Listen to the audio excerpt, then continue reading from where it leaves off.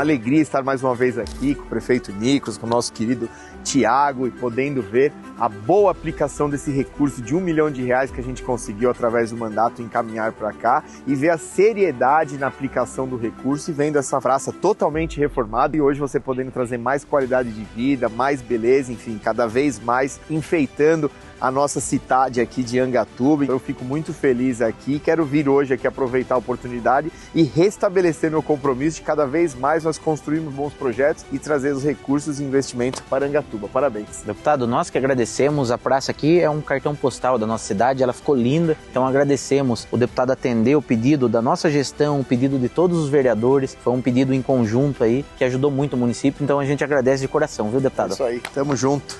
Vamos Obrigado, pra cima. Pra cima, pra cima. Viva Angatuba!